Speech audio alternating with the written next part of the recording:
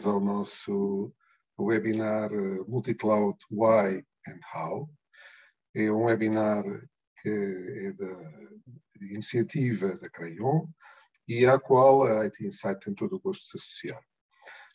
Este é um webinar sobre um tema que é particularmente relevante, queremos nós crer, para, digamos assim, toda a nossa audiência, à qual damos desde já as boas-vindas. E é relevante por diversos motivos, pelos contactos que temos tido, pelas questões que nos têm chegado, porque a multicloud hoje já não é uma perspectiva, é uma realidade. Ou seja, é algo com que todas as empresas basicamente se deparam ou se irão deparar. Porque a questão da mudança para a cloud, ou a questão da transição para a cloud, é algo basicamente inevitável, e estamos a crer que praticamente todas as empresas, nomeadamente as que têm soluções de produtividade, têm hoje grande parte dessas soluções de produtividade já na cloud. Mas claro que, para além das soluções de produtividade, existem muitas outras soluções, tudo aquilo que tem a ver com a gestão do negócio, com o ERP, com o CRM, e cada vez mais com as soluções de machine learning, soluções que suportam dispositivos IoT, tudo isso passa a estar na cloud. E, portanto, as empresas e os responsáveis dos sistemas de informação das empresas colocam-se a questão, bom, mas qual é que é o equilíbrio ótimo entre o número de clouds às quais estamos ligadas, como é que podemos otimizar, como é que podemos reduzir custos, que questões operacionais é que se colocam quando temos que gerir, enfim, dados em tantas clouds, como é que podemos garantir a segurança e a privacidade dos nossos utilizadores e dos nossos clientes. Portanto, tudo isto são questões e estamos em crer que estamos apenas no início deste fio que se vai desenrolar agora à medida que cada vez mais serviços são colocados na cloud. E, portanto, por isso achamos que este webinar era absolutamente crucial nesta altura e, portanto, temos uma agenda que endereça muitas destas questões, ou achamos que vão endereçar muitas destas questões, e teremos como oradores Artur Amaral, que é o General Manager da Crayon, em Portugal, e Sérgio Santos, que é um Lead Architect do Grupo Crayon. E para dar início ao webinar, passaria a palavra ao Artur Amaral, mas antes disso, iria só fazer aqui um pedido à nossa audiência. Como este é um webinar interativo, no final teremos um mini debate em que serão colocadas questões aos intervenientes e, portanto, ia pedir aos participantes no webinar que veiculassem as questões através do chat e depois eu colocarei as questões ao Artur e ao Sérgio. Pronto, posto isto e lançado este desafio, passaria então a palavra ao Artur. Artur, pedia-te a continuação. Muito obrigado, então, até já. Obrigado, Henrique. Deixa-me então partilhar aqui o ecrã. Muito bom dia a todos e sejam bem-vindos a esta sessão. O meu nome é Artur Amaral, como o Henrique apresentou, e sou General Manager da Crayon em Portugal. Antes de entrar no tema propriamente dito, queria fazer uma breve apresentação da Crayon. A Crayon é uma multinacional de consultoria de origem norueguesa, está presente em Portugal desde 2015 e temos já uma presença global e temos equipas com elevadas competências em licenciamento de software asset management e um vasto conjunto de certificações técnicas e parcerias estratégicas com os principais players de software e cloud providers. Ajudamos os nossos clientes a gerir e a otimizar os seus ambientes de IT através dos nossos serviços, que se podem agrupar em 4 áreas. Serviços de assessment e migração, em que fazemos assessments de workloads, ambientes e aplicações, análises de custos e benefícios, da sua migração para a cloud e modernização, provas de conceito para validar soluções, projetos de migração, e projetos de desenho e implementação de arquiteturas de infraestrutura aplicacionais ou workplace. Temos também serviços de otimização e governo de software e cloud. Nestas áreas englobamos os serviços de otimização de licenciamento de software de diversos fabricantes, como Microsoft, SAP, Oracle, IBM, etc. Serviços de otimizações de consumo de cloud, como Azure, AWS e Google. E serviços de análise de maturidade e implementação de modelos de governo. Uma outra área de serviço é de operação e suporte, onde incluímos managed services de infraestrutura, bases de dados, plataformas de serviço e também de modern workplace. E, finalmente, serviços de data e AI, com os quais ajudamos os nossos clientes a melhorar processos de negócio através da incorporação de inteligência artificial nos diversos processos. E isto inclui os diversos domínios de inteligência artificial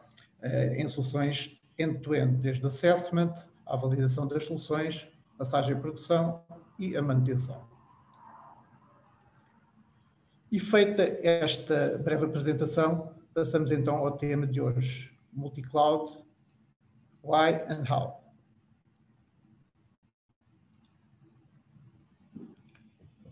A cloud tem-se vindo a assumir como uma plataforma por excelência para suporte ao negócio. Como eu disse, permite a utilização de serviços digitais, permite uma mais fácil integração entre o negócio e a tecnologia, é flexível e resiliente, permite validar mais rapidamente soluções e um mais curto time to market. No entanto, aumenta significativamente a complexidade das soluções e as necessidades de orquestração e governação também dentro da organização. Quando pensamos em cloud, multi-cloud, temos de considerar uma multiplicidade de plataformas, o Azure, a AWS, Google e uma panóplia grande de aplicações de SaaS. Ou os diferentes modelos de implementação, IaaS, PaaS, SaaS, clouds públicas, clouds privadas, modelos híbridos e ainda uma diversidade de workloads, desde infraestruturas, que podemos colocar na cloud, a bases de dados, a aplicações diversas, desde aplicações como CRM, Contact Center, ERP, ou até aplicações custom build e industry specific. No final, a cloud deve contribuir para trazer mais valor para a organização e, por isso, os custos e os riscos também devem fazer parte e ser tidos em consideração.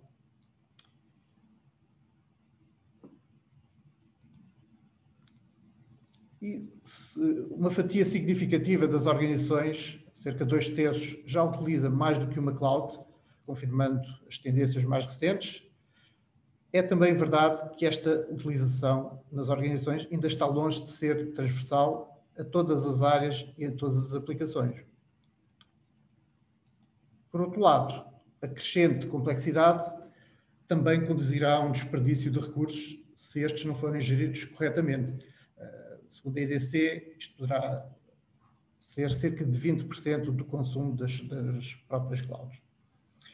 Portanto, voltamos aqui um bocadinho à questão. Então, multi-cloud, porquê? O caminho para a cloud, no nosso entender, deve ser analisado segundo 3 perspectivas. A perspectiva financeira, em que a cloud é uma forma de reduzir os custos. A perspectiva de negócio, em que a cloud serve para introduzir agilidade em resposta a novas necessidades de clientes ou novas dinâmicas de mercado. E, finalmente, a estratégica, em que a cloud deve ser um fundamento para a transformação do negócio. A decisão e a justificação deve resultar da sobreposição destas 3 perspectivas. Os custos têm um papel importante na análise, mas não deve ser o único fator a considerarmos. Por exemplo, o business case de um lift and shift varia muito e poderá não ser mais vantajoso num ambiente já muito virtualizado, com uma elevada maturidade de desenvolvimento aplicacional. Mas o resultado da análise poderá não ser o mesmo se considerarmos outros aspectos, como, por exemplo, a necessidade de disponibilização rápida de uma nova aplicação ou o crescimento inesperado de uma outra aplicação. A ponderação estratégica também deve condicionar a decisão e, por exemplo, determinar a adoção da cloud se, para isso, precisarmos, por exemplo, para permitir a flexibilização de uma nova aplicação ou de novos serviços a clientes E vemos disto, por exemplo, no setor de fintech, onde a cloud tem vindo a alavancar um conjunto de novos serviços financeiros que de outra forma não seriam disponibilizados com a mesma rapidez.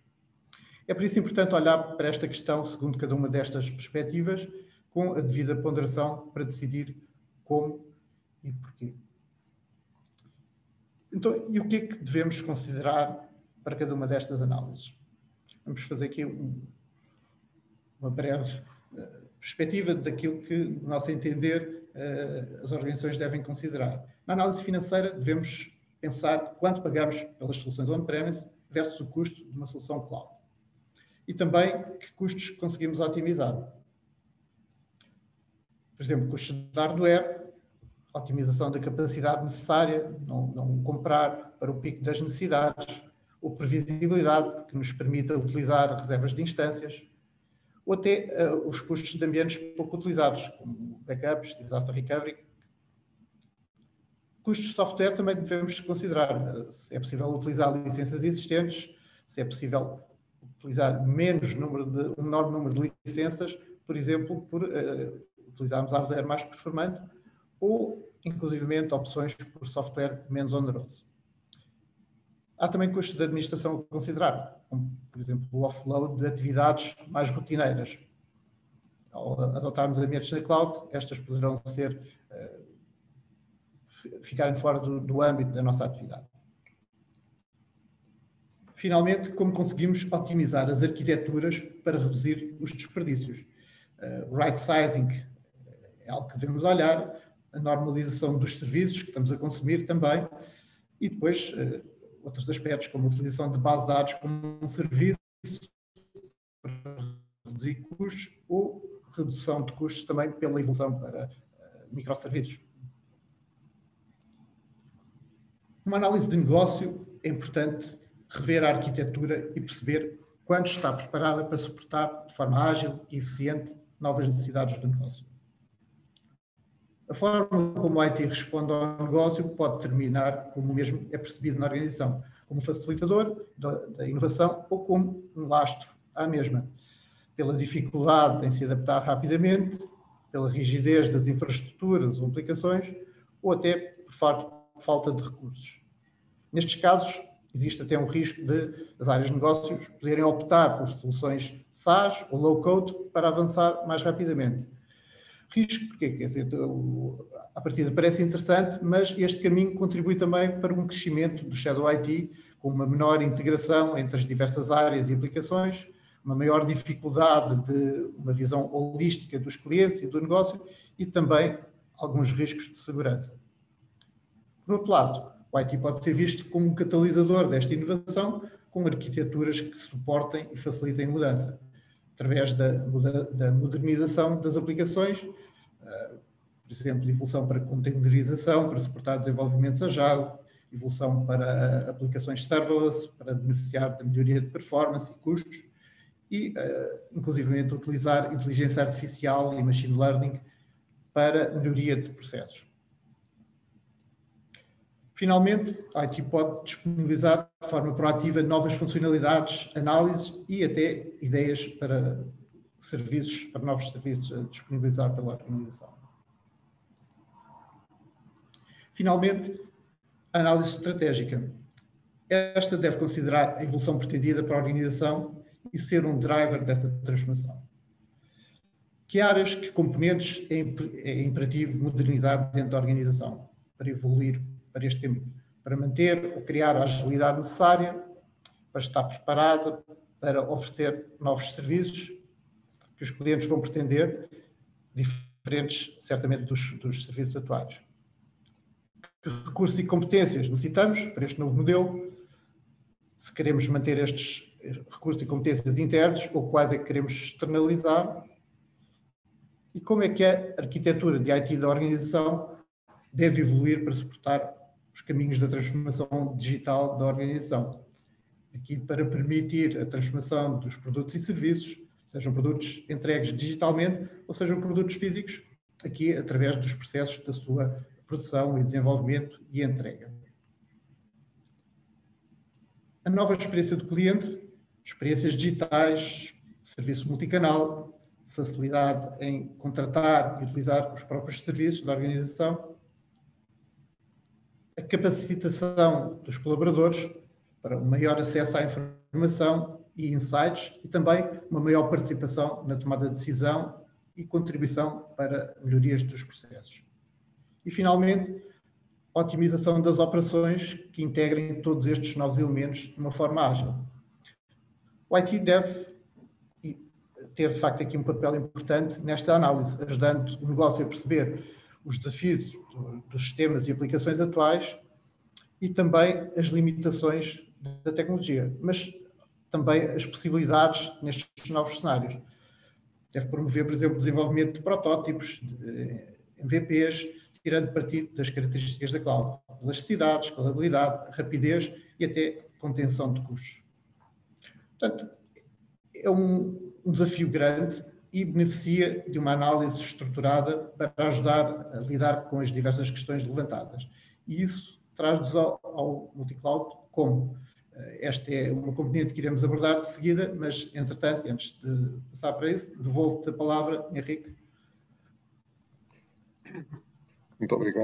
obrigado, Artur, pela excelente introdução. O seguimento será então do Sérgio Santos, que, como referi, é a lead arquitecta do grupo Crayon, e eu aproveitava só o tempo da antena para pedir à nossa audiência que nos veicule as suas questões, que, como referido, e eventualmente até para quem se juntou entretanto a nós, no final do seminário teremos um pequeno debate em que as questões serão colocadas aos participantes, ao Artur e ao Sérgio. Portanto, posto isto, creio que poderia passar a palavra então ao Sérgio, que nos vai falar do como prosseguir então a estratégia multicloud. Sérgio?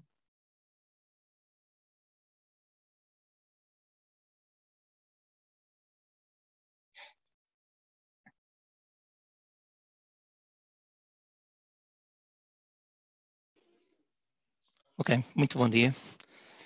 Creio que já estarão aqui a ver o meu ecrã. Muito bem. Então, só antes de avançar aqui para a abordagem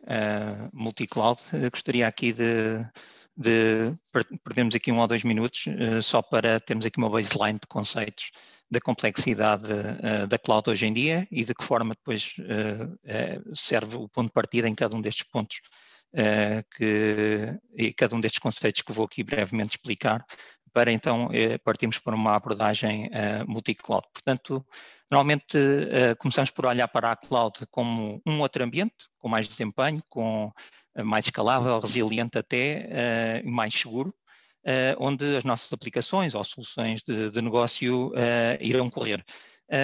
Mas para plataformas mais complexas, iremos de facto necessitar de as operar devidamente, certo?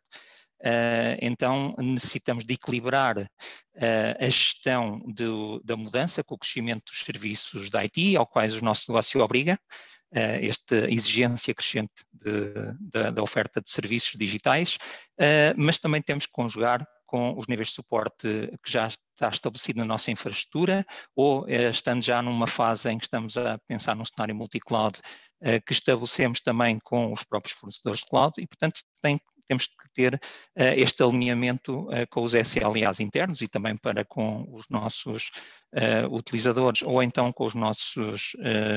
clientes externos, cliente final do negócio, e identificamos também então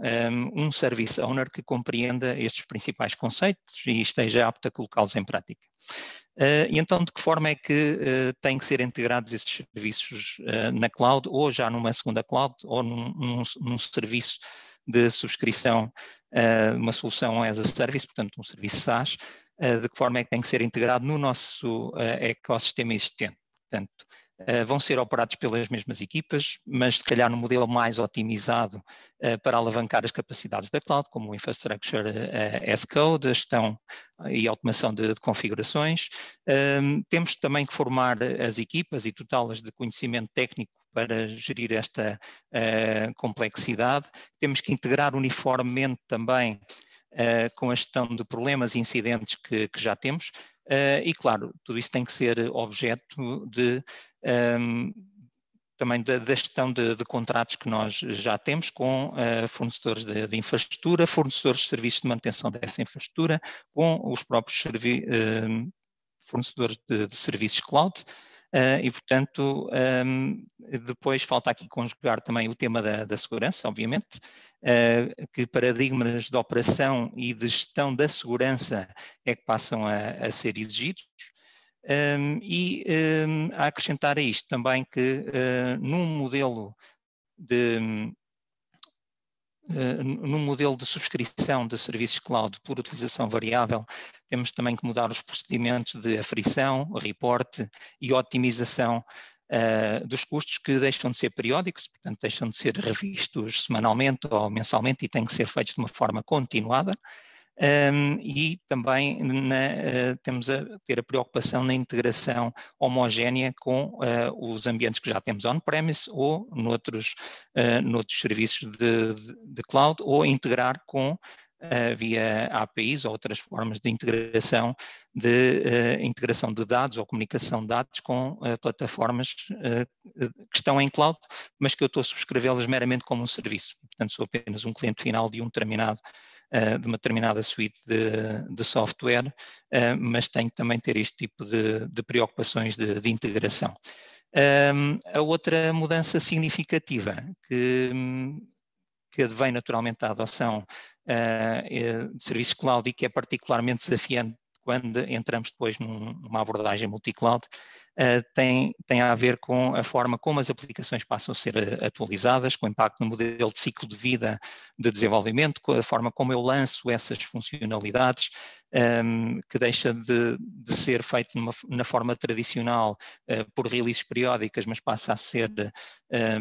entregue ou posta à disposição de todos os utilizadores ou de um grupo, progressivamente por um grupo de adoção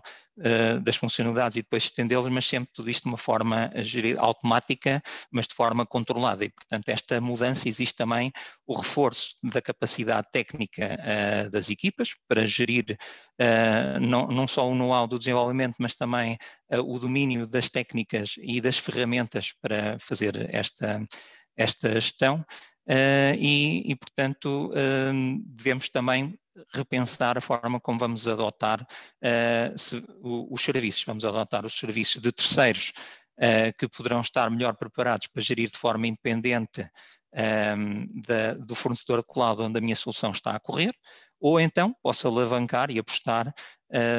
em determinado fornecedor de cloud com o qual eu já tenho mais experiência, ou a minha equipa técnica já está mais habituada a utilizar, ou que decidimos em determinado momento investir nessa plataforma. E, portanto, manter os mesmos serviços num determinado fornecedor de cloud, por vezes a tendência é manter no mesmo porque já estou habituado, mas também temos que ter noção que nem todos os fornecedores de serviços estão preparados da mesma forma para integrar com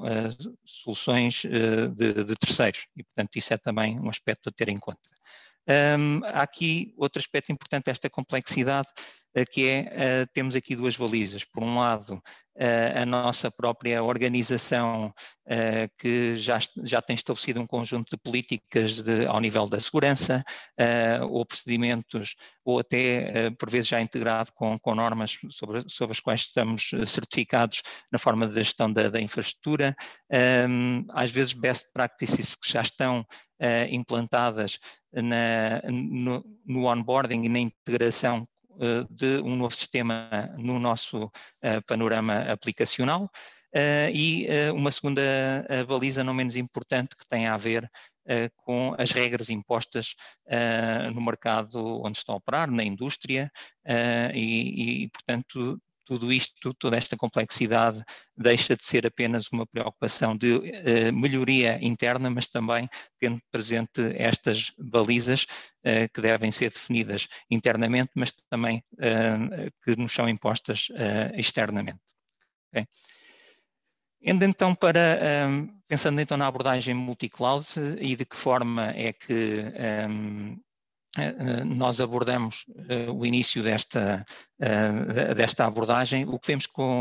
na experiência com clientes nossos é que ir para multi-cloud raramente é uma iniciativa que parte de nós perfeitamente definida e estabelecida de uma forma clara, mas ao contrário é algo que nos acaba naturalmente por ser imposto e para o qual temos que preparar uma estratégia. Ou seja, acabamos por não ser, a maior parte das vezes não somos nós que escolhemos ir para multi-cloud, mas é um pouco a multi-cloud que nos escolhe a nós. Consideramos então que uma abordagem multi-cloud deve ser conduzida por sob estas três perspectivas principais, a perspectiva de negócio, a perspectiva técnica, mas também a perspectiva de governo. E, portanto, aqui rapidamente destacando só os principais pontos a equacionar sobre cada uma destas perspectivas, na gestão da mudança, portanto, se nós queremos fazer aqui uma transformação ou implementar um serviço de change management, seja ao nível da produtividade, seja ao nível de otimização da forma como o serviço IT é entregue às diversas unidades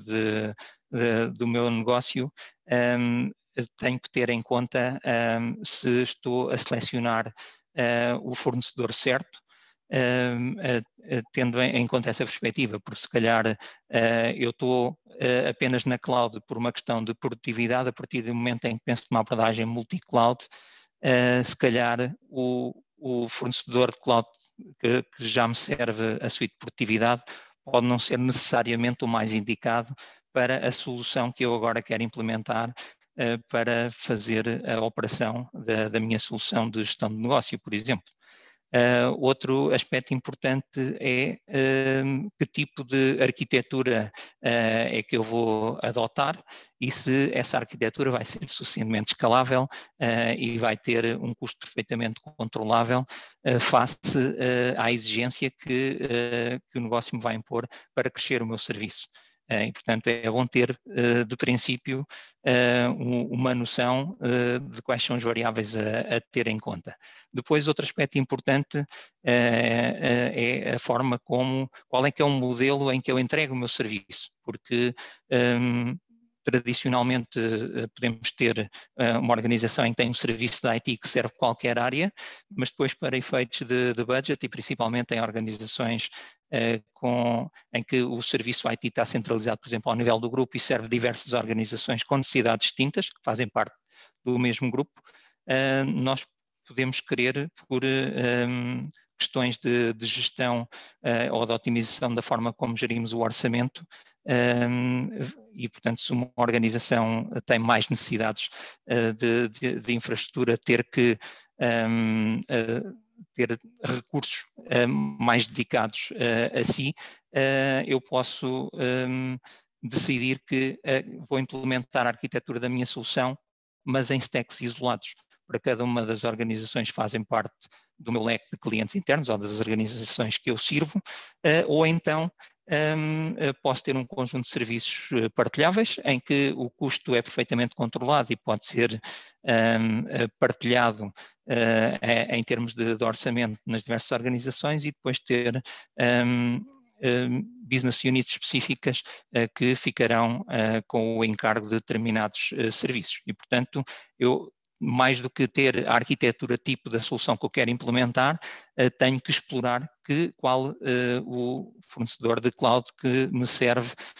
melhor a forma como eu vou empacotar os recursos para servir os clientes. Em termos de expansão geográfica, que às vezes é para o negócio é muito natural e ter esta ambição de se expandir geograficamente, e depois do lado do serviço da IT é importante perceber que impacto é que isso vai ter no serviço que eu já estou a prestar na cloud, por exemplo. E, portanto, se calhar aqui pode não ser, eu não querer ir necessariamente para um fornecedor de serviço, é só porque em determinada geografia onde o meu negócio se está a expandir e na qual eu vou ter que prestar um serviço aplicacional, eu vou ter que perceber que fornecedores de cloud servem em determinadas regiões, mas mais importante do que isso, qual é o impacto que isso pode ter para a experiência do utilizador das aplicações que eu estou a suportar. E, portanto, nós podemos, olhando para os principais players, dizer que quase todos estão em praticamente todas as regiões, mas se calhar numa aplicação de Content Management, por exemplo, é muito relevante se determinado fornecedor tem uma capilaridade de CDN em determinada região que outra ainda não tem. E, portanto, se calhar este pode ser um dos drivers para eu escolher o meu segundo ou terceiro fornecedor de cloud apenas por este aspecto. Em termos de arquitetura pode ser perfeitamente implementável com o mesmo esforço, mas depois em termos de impacto na experiência do utilizador das aplicações pode ser bastante significativa a diferença. Ainda aqui na questão do negócio, temos também aqui o tema do business case. Isto porquê? Porque muitas vezes nós construímos soluções sobre soluções de terceiros. Esses fornecedores terceiros de software por vezes têm parcerias com um nível mais avançado ou ainda rudimentar com determinado cloud provider. E, portanto, eu posso ter a vantagem de ir para um fornecedor de cloud onde este meu parceiro tecnológico também já está a operar. Isto pode ser uma perspectiva não só para facilitar a integração, mas também para reduzir custos, porque existe um conjunto de funcionalidades e aí há diferenças significativas entre os providers na forma como podemos integrar de forma segura a transmissão de dados entre serviços de plataforma, entre um cliente ou entre dois clientes distintos do mesmo cloud provider, e portanto neste caso será o meu parceiro tecnológico, é ele um cliente e eu sou outro cliente completamente distinto, mas isso pode ter um impacto no custo, na forma como vamos integrar os dados, ou então ter um impacto na complexidade de segurança dessa integração. E, portanto, posso ter aqui, definir um business case, o que é que vai ser implantar a minha integração com este fornecedor ou com este parceiro tecnológico, se o fizer numa cloud ou noutra, e aqui podem haver diferenças significativas, digamos assim. Numa perspectiva mais técnica, obviamente posso aqui apresentar, estas são de facto as mais comuns,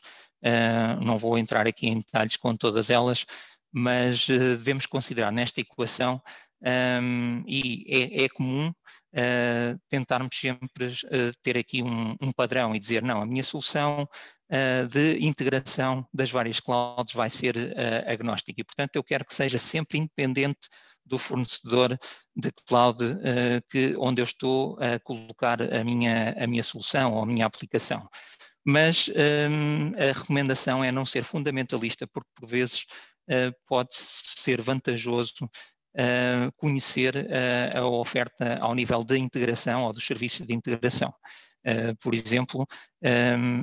no caso do Identity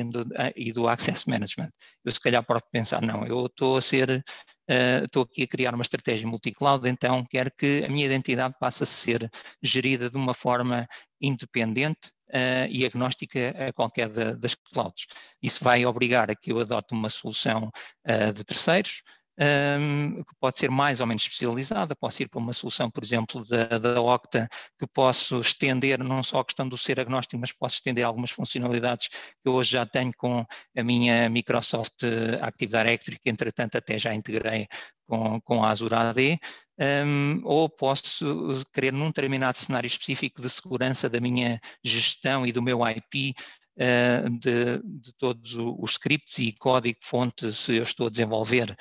in-house uma determinada solução e, portanto, quero que a solução de automação que eu tenho, posso ter adotado, por exemplo, o HashiCorp, não, eu quero adotar uma solução do HashiCorp Vault para conseguir alavancar também não só a possibilidade de ser agnóstica, mas também as medidas de segurança que esta solução terceira mais especializada traz como vantagem ou complementa os serviços base da Identity and Access Management que qualquer um dos cloud providers me fornece. Por outro lado, alavancar um dos fornecedores cloud onde eu já estou, os serviços que muitas vezes não têm um custo acrescido e que se calhar as funcionalidades são suficientes, eu posso pensar assim, vou ter utilizar o que eu já tenho e, por exemplo, posso ter adotado o Microsoft Azure AD porque a minha adoção de cloud começou pela suite de produtividade e, portanto, atrás do 365 eu fiz uma integração e criei aqui um mecanismo de controle de acessos e de autenticação multifator e grupos de segurança geridos na minha Azure AD. Mas se calhar é importante eu perceber que também outros players têm uma integração nativa com esta Azure AD e com estes grupos podem ser replicados. E, portanto, se calhar eu até vou para outro fornecedor de cloud que até pode ter uma abordagem de me oferecer as mesmas funcionalidades da minha Microsoft AD, mas de uma forma mais expansiva, chegar a outro tipo de regiões com um conjunto de topologias mais simples ou mais geridas e, portanto, que vá também aliviar o meu overhead de operação, por exemplo, da minha AD. Ao nível do networking, a mesma coisa. Podemos pensar que eu tenho aqui uma arquitetura base e quero que todos os meus serviços sejam executem de forma isolada e o isolamento ocorrer até ao nível da rede. Obviamente isso hoje em dia já não é suficiente e, portanto, o isolamento ao nível da rede temos que o complementar também com o isolamento ao nível da identidade, mas muitas vezes a tendência é vou buscar um fornecedor terceiro especializado que me possa fornecer uma arquitetura hub and spoke para cada um dos workloads que eu quero executar. Mas vale a pena explorar que serviços eu tenho nativos muitas vezes e, portanto, sem custo adicional, se eu não quero aqui grandes regras inteligentes de rede. E, portanto, quero apenas garantir a segurança e, portanto, se calhar tenho aqui um conjunto de gateways de tráfego que posso alavancar de um determinado fornecedor de cloud, por vezes não é o meu fornecedor atual e, se calhar, já que eu vou dar um terceiro, porque tenho que ir, por qualquer motivo eu tenho que ir para esse fornecedor, então vou explorar também essas funcionalidades. E, portanto, aqui dentro dos 3 ou 4 players principais de clouds públicas existem serviços que vale a pena avaliar nesta integração. Da mesma forma,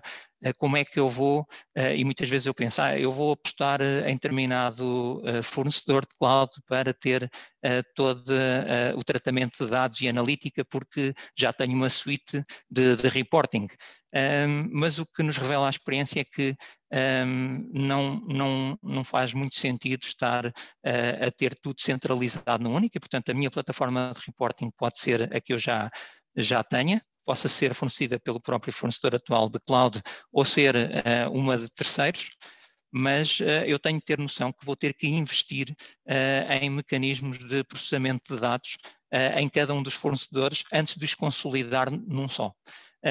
E isto é particularmente importante e dando aqui como exemplo, eu posso dizer que ou não faz muito sentido definir que o meu data lake está a correr, por exemplo, só em Azure, porque a forma de alimentar esse data lake eu vou ter que custos de transferência de dados de egress de Google ou de Amazon ou de Alibaba para esses data lakes. Então, se calhar, eu tenho que ter noção que o meu esforço de implementação da minha plataforma ou da extensão da minha plataforma de intercâmbio de dados e de toda a analítica que serve à minha organização, eu vou ter também que investir em conhecer ou implementar alguns dos serviços de BigQuery do Google ou do Redshift, do Amazon Redshift, para fazer algum pré-processamento dos dados e então consolidar o que é relevante depois para o serviço de analítica. E, portanto, eu acabo por implementar data lakes em clouds distintas. e, portanto, chamar aqui a atenção que, independentemente de não existem escolhas naturais, o que é importante é procurarmos sempre um aconselhamento em cada um destes passos e termos aqui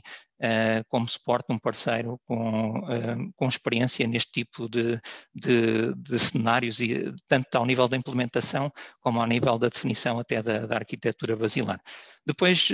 aqui também tenho aqui mais 2 pontos, não vou entrar em muitos detalhes na parte da forma que ferramentas eu utilizo para fazer a entrega da minha solução e também que plataformas de cloud management eu já utilizo e de que formas podem ser estendidas à nova cloud que eu já vou utilizar, ou então se devo adotar uma de um fornecedor específico para ser a agregadora de todas as outras plataformas que eu tenho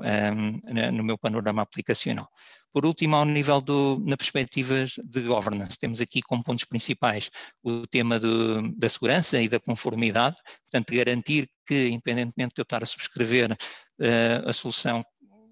por exemplo, de SaaS que está numa cloud, que muitas vezes eu nem sei qual é, eu tenho que garantir que o acesso, tenho que ter um acesso de single sign-on a essa solução, de que forma é que ela integra, tenho que perceber que APIs existem, que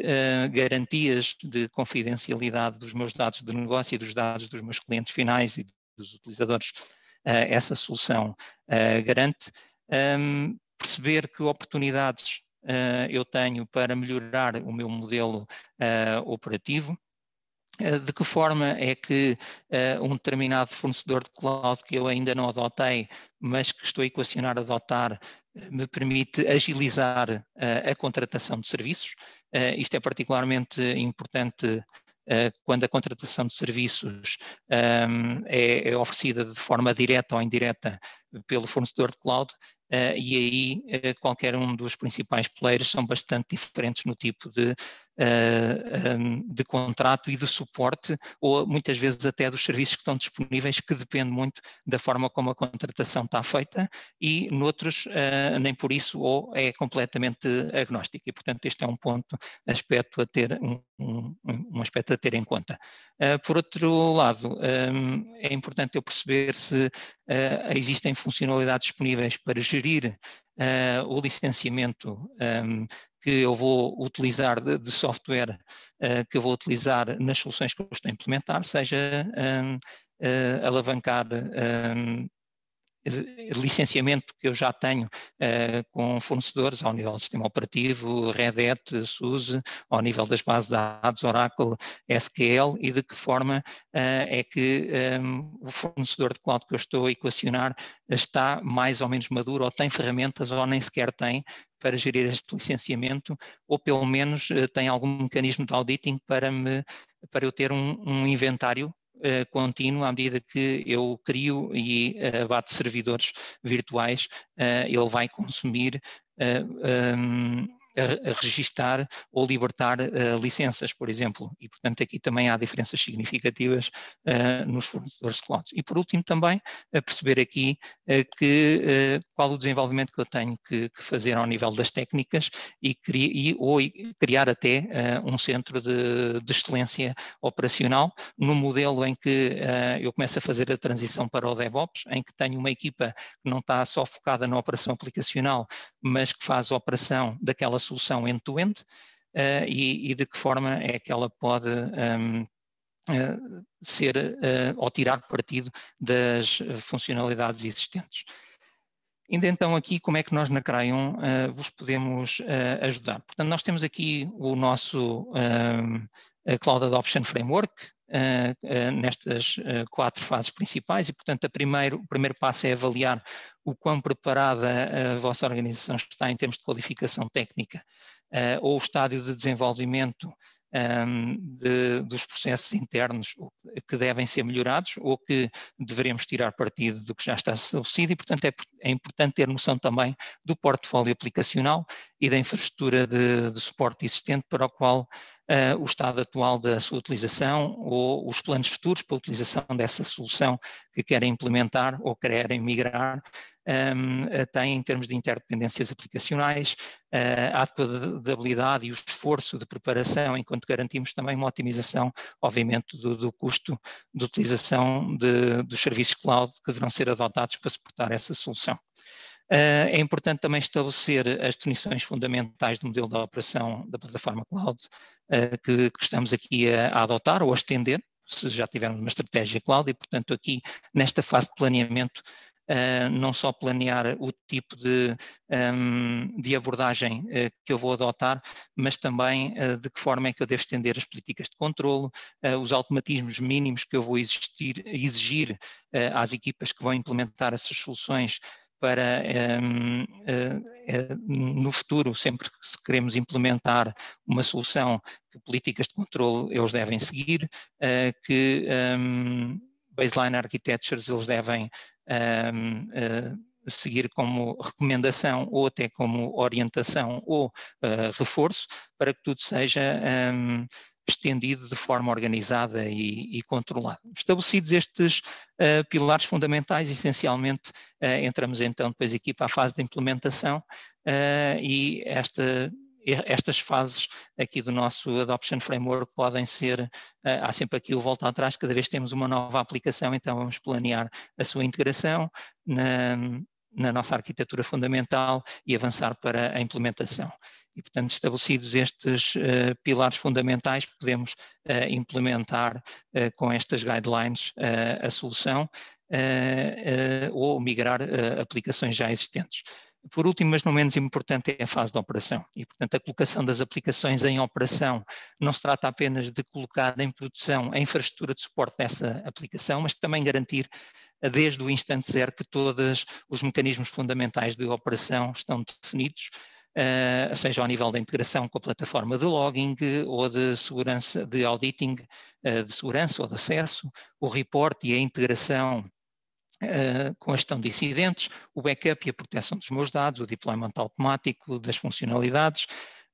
a monitorização e o controle também de custos contínuos e, portanto, atualizar o meu report automático de custos também para esta nova solução. Outro aspecto importante da operação é equacionar, então, se ela deve ser totalmente assumida internamente ou se eu tenho aqui a oportunidade de entregar a uma entidade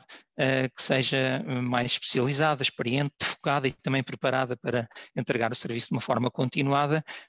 e, portanto, passar algum desses componentes que não têm necessariamente que ser assumidos internamente por não terem uma relação direta com conhecimento ou know-how que eu tenho que ter do negócio para tomar decisões técnicas. Por outro lado, podemos também, ao nível da operação, avaliar se vamos implementar uma nova solução de Cloud Management Platform do mercado, existem várias multi-cloud, ou se vou aproveitar deste novo fornecedor cloud que eu estou a equacionar para estender para uma segunda cloud toda a minha infraestrutura, se não existem já mecanismos que possam ser mais abrangentes ou mais unificados face ao que eu tenho hoje em dia. Em termos de, resumindo aqui o que é mais relevante nesta fase de Readiness Assessment, eu deixo-vos aqui apenas estes 3 pontos, portanto, é identificar qual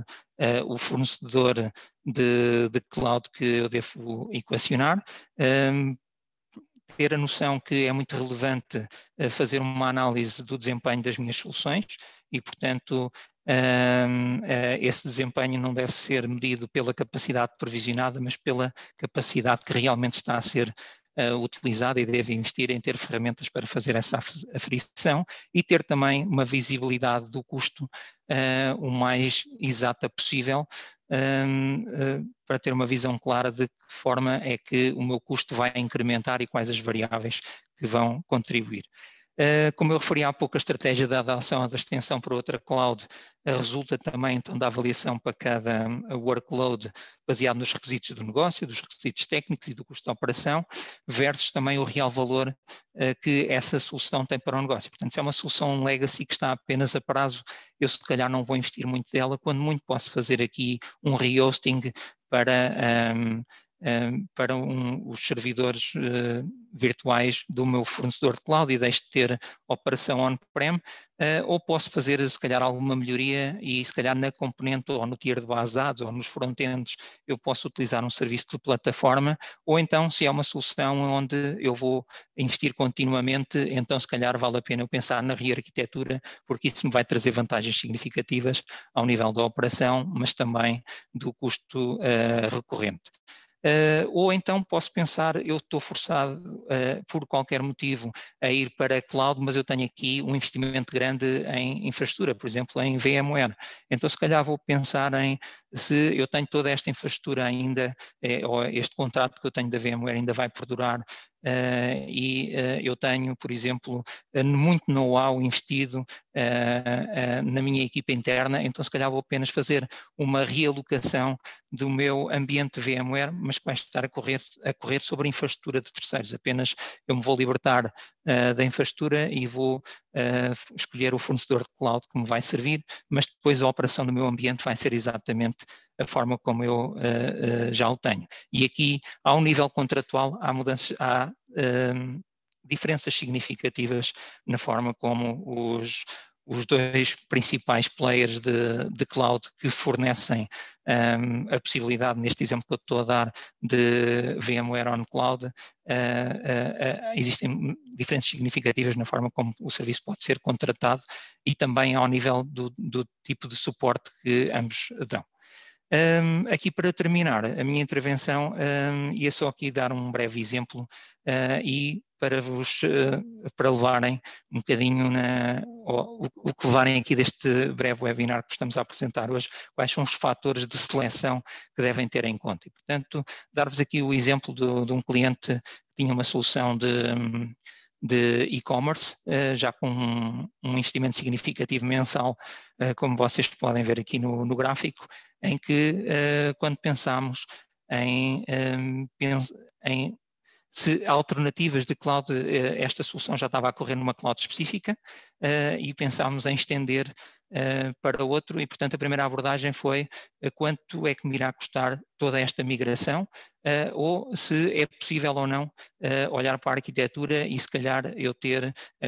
os vários componentes da minha solução de e-commerce distribuídos pelas diversas clouds. E, portanto, fazendo uma análise em que eu vou pegar na arquitetura atual e vou fazer quase um rehosting sem fazer grande transformação, nós chegamos aqui à conclusão e tenho aqui apenas um excerto do relatório que incluímos, é que ambos os players, e portanto normalmente o primeiro ponto de partida é se vai ser mais caro ou mais barato. E é muito comum este fator de decisão e, portanto, os players estão todos mais ou menos na mesma, o custo total acaba por estar na mesma ordem de grandeza, mas depois olhamos mais em pormenor e perceber que onde é que há diferenças significativas. E neste caso, apenas neste caso em particular, o Google Cloud tinha vantagem porque o cliente tinha um tipo de instância, uma configuração de instâncias para a qual a Google conseguia dar um preço custom bastante atrativo, mas por outro lado ia pesar na forma como o cliente iria escalar, porque para o cliente escalar ele tem que ter a infraestrutura o mais uniforme possível e se ele quer ter capacidade de escalar ao nível dos front-ends, ao nível do back-end, ou ao nível até da base de dados, as imagens e as templates têm que ser o mais uniformes possíveis e, portanto, indo para uma solução, tirando da cloud atual e ir para Google, até poderia ser mais barato, mas depois ia ter um custo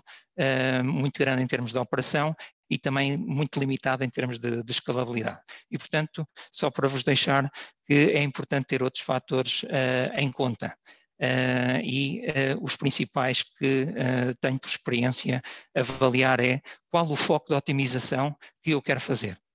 O meu foco vai ser sobre o custo, o meu foco de otimização vai ser sobre o licenciamento ou os contratos que eu tenho atuais e tirar um máximo partido dos contratos atuais e, surpreendentemente, por vezes temos noção ou temos a tendência de pegar nos meus workloads cloud e vou se calhar olhar para o Oracle Cloud ou nos meus workloads de SQL Server e naturalmente vou pensar em Azure, mas não nos podemos esquecer que também os fornecedores de cloud concorrentes são eles próprios parceiros desses fornecedores de software, de solução, e que nos podem partilhar vantagens connosco. E, portanto, é importante fazer essa avaliação. Ao nível das ferramentas do suporte, isto é particularmente interessante, que os fornecedores de cloud têm para me suportar durante o assessment, durante o planeamento da minha migração. Há fornecedores de cloud que, inclusivamente, eu posso definir um portfólio aplicacional e gerir toda a automação da migração e ver da perspectiva da aplicação se a aplicação está totalmente migrada ou não.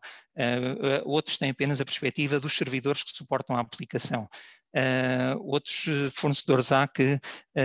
são muito mais orientados a microserviços e, portanto, têm um conjunto de ferramentas para suportar a transformação do meu código ou da minha solução monolítica para uma solução de microserviços. Nós consideramos que na Crayon que qualquer um dos players está muito bem servido em termos de toolkits que integram com os IDEs que normalmente utilizamos, que integram bem com as ferramentas de monitorização, mas para monitorizar os serviços que estão na sua própria cloud. A conversa muda quando vamos olhar que ferramentas eles também têm para, ou de que forma elas são compatíveis para integrar com soluções de terceiros. E muitas vezes eu não estou a utilizar um software fornecido por um determinado fornecedor que é o mais utilizado no mercado, mas estou a utilizar um que é o mais avançado do mercado. Isso quer dizer que eu, por exemplo, posso utilizar o software da Atlassian, pode não ser o mais utilizado, mas se calhar é um dos serviços mais avançados, e então a minha equipa de IT ou de desenvolvimento de software adotou. E então eu tenho que perceber se o meu player de cloud integra bem com essa suite e outro pode não integrar, e isso pode ser um fator fundamental a considerar. Outro aspecto importante é ao nível da capilaridade que falei há pouco dos serviços de edge, e aí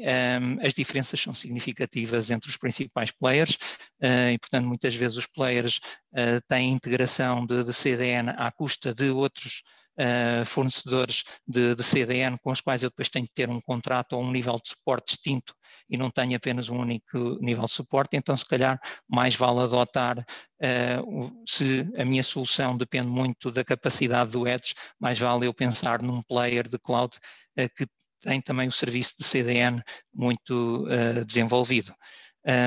Ou então que dependências ele tem em termos de conectividade. Depois, obviamente, a forma como eu acedo ao conhecimento técnico ou às equipas de suporte e aos processos para aceder a esse suporte, que varia de fornecedor para fornecedor. Em alguns fornecedores cloud, esse suporte ou até os SLAs dependem se eu estou a contratar o serviço de cloud diretamente ou indiretamente através de parceiro, mas para outros isso é completamente agnóstico e, independentemente da forma como eu sou faturado, tenho acesso ao mesmo plano de suporte, é indistinto, digamos assim. Depois também, em termos de opções de utilizar ou maximizar os benefícios dos meus contratos, isso é importante ter também em conta qual dos players me permite, e por vezes nem são os players naturais com os quais até já temos alguns contratos de licenciamento, de suporte ou até de serviços geridos. Vale a pena sempre, e a nossa recomendação é equacionar as diversas opções disponíveis. E, por último, tenho aqui apenas mais 2 pontos. Um que é olhar para os programas de investimento, ou o quão disponíveis estão os fornecedores de cloud a investir para eu experimentar os serviços, para iniciar a minha adoção dos seus serviços, para migrar ou até para modernizar, ou então dotar a minha equipa técnica de conhecimento que posso obter de uma forma gratuita, ou mesmo não seja gratuita, pelo menos o fornecedor tem um conjunto de rede de parceiros de formação que me pode dar esse suporte, ou até tem muita formação digital disponível gratuitamente para as minhas equipas utilizarem. Por último, olhar aqui apenas para, então, que modelos de contratação dos serviços, de faturação e até um modelo de tarificação de determinado serviço cloud. Há sempre diferenças entre os fornecedores. E também a forma como o marketplace, porque não tínhamos dúvidas que adotar a cloud passa também por adotar serviços de terceiros, e a forma como eu adoto serviços de terceiros é sempre mais ágil e mais segura até se eu adotar através do marketplace. E aqui os marketplaces são muito distintos e, portanto, podemos ter a solução de um fornecedor, por exemplo, de Trend Micro, que está disponível em qualquer um dos 3 principais marketplaces cloud, mas o que vemos depois na prática é que quando vamos implementar numa cloud, pode estar muito mais maduro e quando vamos implementar numa segunda cloud, porque decidimos que aquilo era o nosso parceiro de segurança, percebemos que a solução ainda é muito rudimentar, porque aquele fornecedor ou aquele parceiro tecnológico de qualquer um dos 3 fornecedores de cloud onde tem a sua solução investiu mais onde existiam mais clientes ou o próprio fornecedor de cloud tem um conjunto de serviços que agiliza o deployment e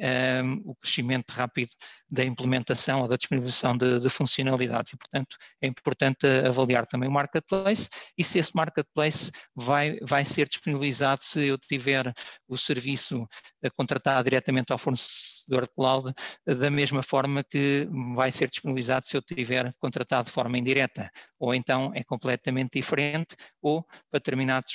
isso varia de fornecedor para fornecedor.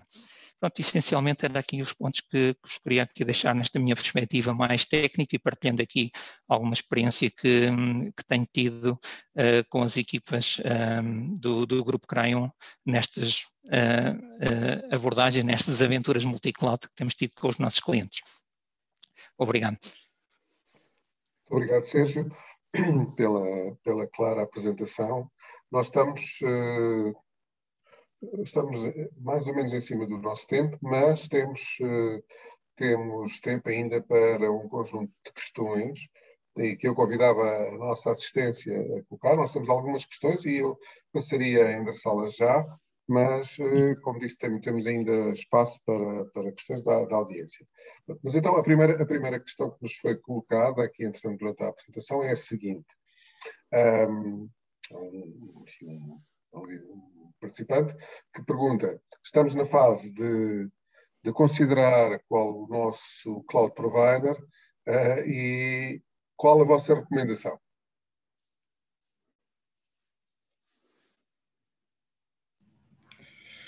Muito bem, Henrique, obrigado em primeiro lugar pela questão. Esta é uma questão frequente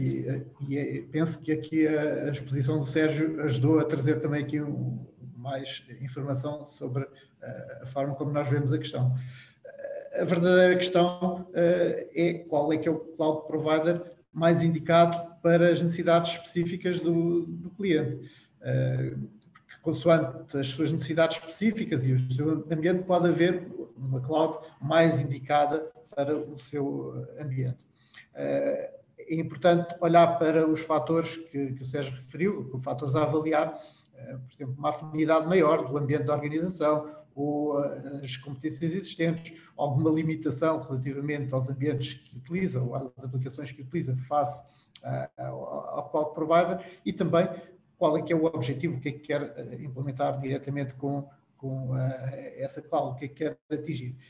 É também de importância, e o Sérgio também referiu, avaliar qual é que é o parceiro